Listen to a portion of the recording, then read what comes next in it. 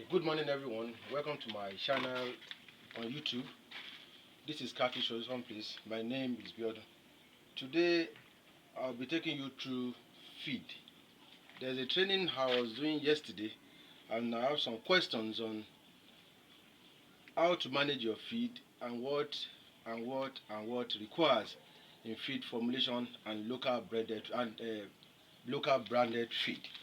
Today I'm going to tell you what it's up to look at in feed for your fishes. Let me cite an example. This is a bag of 5 kilo of 1.1 skirting for fryers. That is for fingerling stage. So if you are buying this kind of a feed, this is 1.8. So if you are buying this kind of a feed for the branding, this is what you have to look at. You have to check the expiring date first. That's the first thing you have to check at. The expiring date is on the 20/20. That means it's still valid. If you went to a store to buy any feed for your fish and the expiring date is not up to date, check the expiring date. You should don't buy it. This is the expiring date for this, so it's still valid. The second thing to check out is look at the of your feed. That is, this is 8 and 8 that is for fingerling sizes. 8 for fingerling sizes. This is for 52% crude protein. That means it's high in protein. So looking at the percentage of the crude protein you have here, that means when you introduce it to your fishes at post fingerling stage, they grow more faster. Those are the things you look out for in when you are in the store to buy your feed. Not just go into a store, just pick up any feed and just leave them. So by the time of the day, you started noticing your fish are dying, because I have a lot of people complaining their fish are dying after feeding them. So I have to tell them to stop the feed. After stopping the feed, we now medicate them. The one that can survive the infection, we now started giving them the good feed. So now this is 1.1 size of feed taken by fingerlings.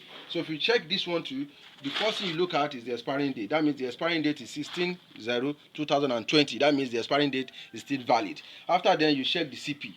The CP is 52%, because why is 52% is that you can see this one is 52% and this one is this one is 57%. Why it is 57% is that the fishes need more of CP when they are very, very tender, when they are very small, to grow faster. And the rate at which the sizes are smaller, the rate at which the CP comes up. So you can see this one is 52% and the feed are okay. This one are fed by fingerlings. Now I want to tell you about locally made production feed. I'm a locally made branding locally feed. I do feed. Let me just see if I have some stickers here. This is some of the stickers.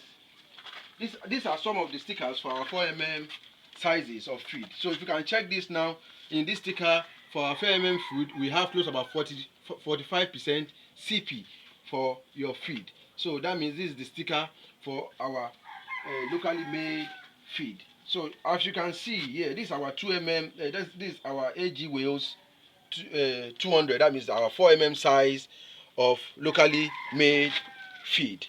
It is highly rich. That means we prepare it to standard, but it sinks. So it sinks. Why it sinks is that we produce it through a die head pelleting machine. This is our size. These are the 8 size of my locally made feed. Let me see. You can check some stickers here. See some of our stickers here. So that means we produce this from 3 we produce 4.5 we produce 6 we produce 8 This is AG Wales Aquaculture Refined Quality Feed. For those of us who is thinking on how to reduce their cost of production in feed farming and don't want to go about doing the trouble themselves, this is the nylon we use in branding our own feed. So after branding, we staple it with the sizes of feed that can contain. You can imagine the kind of additives are included in this feed formulation. So I'm just talking about feed because like yesterday, through my training, most of people don't understand what I'm talking about, your how to alternate your CP and how to evaluate your feed for your fishes. That means, fine, fishes need good feed to grow, but how can you check the seed yourself? Let me give you an instance. Like you are buying a locally branded feed, unlike this, they have already charges the cost of their bagging, cost of their exporting and haul on the bags, so it makes it comes higher. Okay, let us look at Blue Crown. This is a bag of Blue Crown 2 mm. So as you can see, Blue Crown 2 mm has 45% CP. Sure, you understand. So you has 45% CP. So you can look at what I showed you on my locally made formulation. I have in my locally made 45%, I have the same 45% for my 4 mm size of feed. So by the time I calculated the cost of per kg of a Blue Crown and the cost of per kg of my formulated feed, it comes to the same range. That means if at 4 mm, that is at when my fishes are around my large sizes, they started taking my feed, they are consuming a formulated feed of a CP of 45%. So tell me now, which one will do much better? That is the question for the next time. So today I was just telling you about feed. I was telling you about what to check on feed, the quality of feed you buy to give to your fish. Don't buy expiring good. Check the brand of the feed you are giving to your feed. Next time I will be taking you more and more and more and more into great opportunities of what you can enjoy in feed formulation.